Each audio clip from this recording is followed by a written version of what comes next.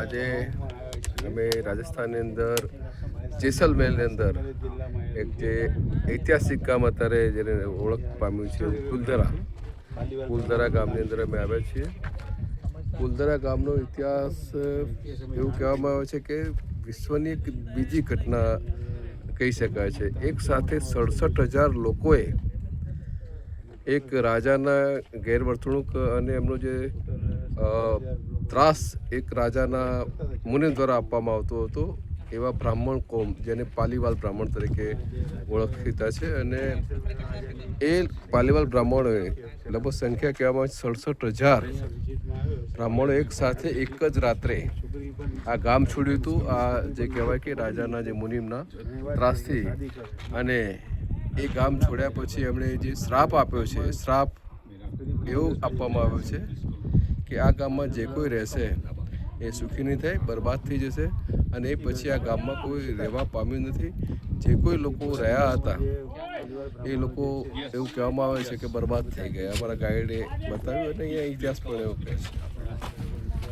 આપ જોઈ શકો છો લગભગ 3 કિલોમીટરના એરિયામાં આ ગામ પથરાયેલું છે.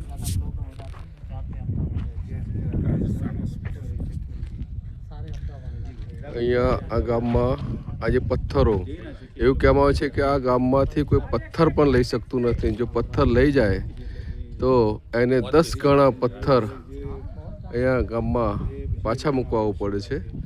એ આ ગામનો એક ઇતિહાસ કહી રહ્યો છે. અહીંયા અમે જે મિત્રો સાથે આવ્યા છીએ, અમારા ગાઈડ જેમણે માર્ગદર્શન આપ્યું, ઇતિહાસ જણાવ્યો, આ અમારા સાથી મિત્ર છે પરીખ સાહેબ છે.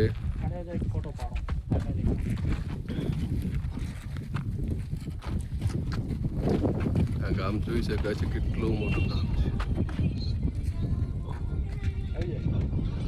5,000 જેટલી વસ્તી આ કુલધરા ગામમાં રહેતી હતી.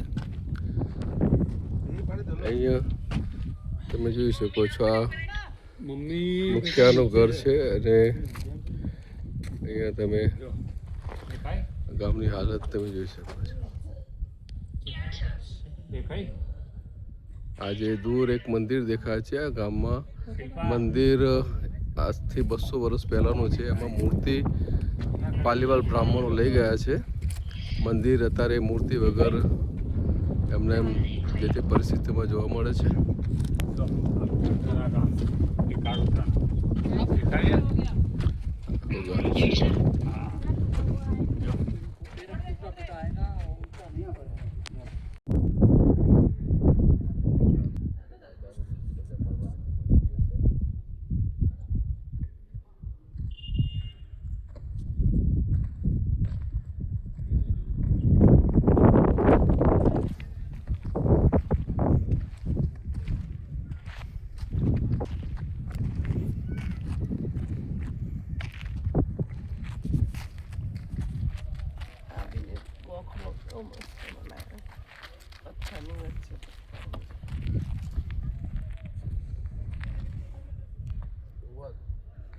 અહીંયા આ ગામની એક જાણકારી એવી મળી કે આખું ગામ એકબીજા સાથે ઇન્ટરકનેક્ટિવિટી ધરાવતું હતું.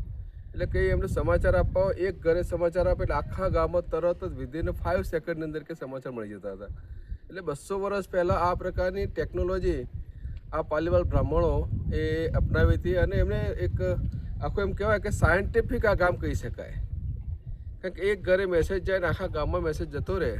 પહેલાં તો આપણે એ કહી શકાય કે 67,000 બ્રાહ્મણો એક સાથે એક જ રાતે નીકળી જવું એ એક મોટી ઘટના કહેવાય. મેસેજ કેવી રીતે આપ્યા હશે, કેવી રીતે ભેગા થયા હશે, ક્યાં ગયા હશે, કોઈને ખબર નથી પડી. કારણ કે જો ખબર પડી હોત તો આ રાજા એમને ધરપકડ કરી શકતા હતા. પરંતુ એવું કર્યું કે રાજાનો ત્રાસ એ પ્રકારનો હતો. એના જે મુનિમ હતા એમનું જે વર્તન એવું હતું. એટલે ચોક્કસ આ એમ કહી શકાય કે સૌથી બુદ્ધિશાળી જો કહેવાય તો એ વખતના આ પાલીવાલ બ્રાહ્મણો હતા. કારણ કે વેપારમાં પણ એમનું નામ હતું. પાકિસ્તાન સાથેના એમના વેપાર ઉદ્યોગ, સિલ્વરમાં એમની પાસે જે હતું, એમનું જે રોકાણ ગોલ્ડમાં પણ એટલું બધું સારું એવું એમની કમાણી હતી. ચોક્કસથી કહી શકું છું કે બુદ્ધિ ધન અહીંયા રહેતું હતું. એટલે જ એમના ક્યાંક ને ક્યાંક આ કોઈ દુશ્મન વિચારધારાએ એમને પરેશાન કરી મૂક્યા છે. Thank you. ખબર નહીં.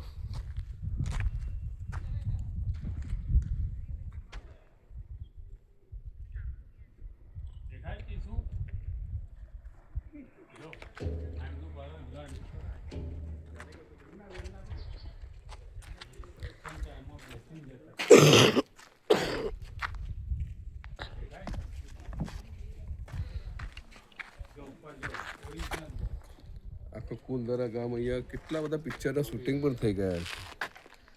કચ્ચે ધાગે, શક્તિ પિક્ચર, અપૂર્વા, દીવાર ફિલ્મનું શૂટિંગ પણ કે અહીંયા થઈ ગયું છે.